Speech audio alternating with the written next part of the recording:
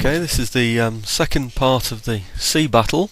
Bit of a nasty one this, because he's gone to the right. I'm not too sure actually where due east is on this at the moment, but he went to the right, which put him in the line of my fastest troops, so gained contact with those. Now I had two lines of troops, if you remember.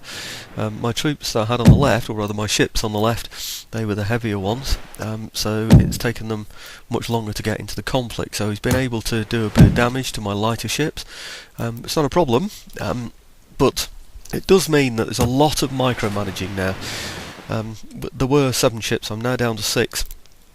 It's a lot of moving ships around, protecting the ships that are taking some damage now, and getting them out of the way.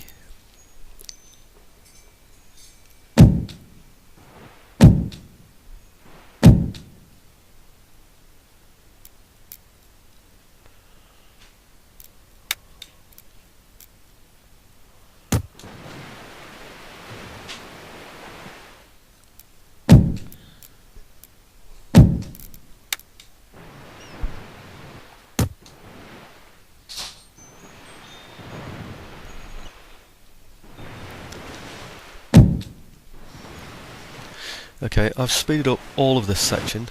It's the usual nearly 10-minute slot for YouTube, but obviously I've doubled up the speed, so it would normally be 20 minutes.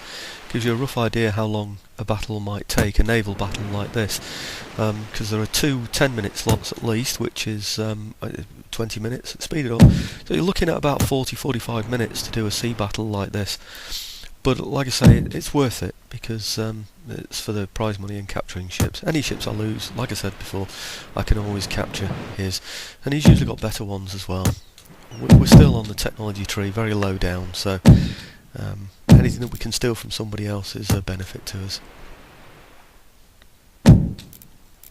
Anyway, I've included this, because I do want to give people confidence in fighting sea battles, but this is one that didn't go quite so well. You can see some that I've where I've actually fired at myself as well by mistiming things.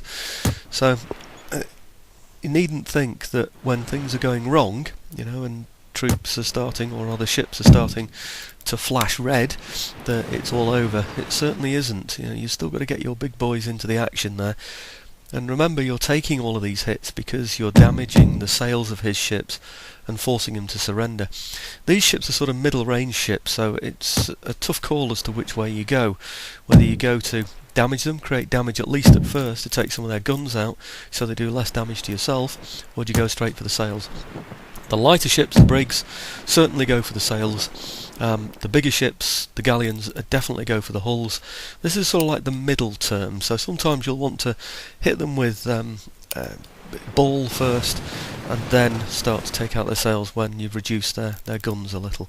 I've just gone straight on this one for the sails. It's probably why I've taken more hits than perhaps I would normally expect to.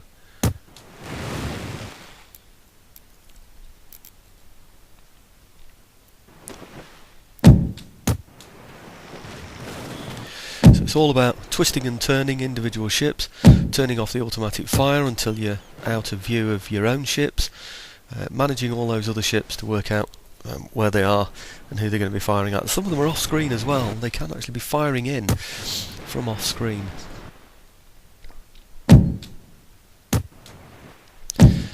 Continually looking over to find out when his ships are surrendered, and when they are, get your own ships across.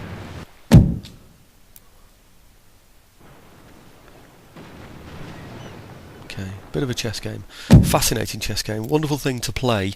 I'm not sure how exciting it is to watch, so I've speeded it up, like I say, so these would be much longer pauses while I look at things and decide where I'm going to turn things.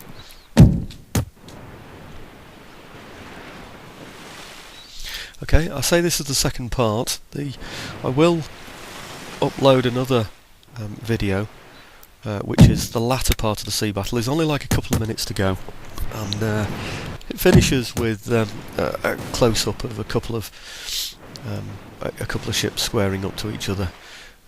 He was about to surrender, so I put one of my ships there to go and board him. So it finishes a nice little close-up there. So it's worth watching the next one.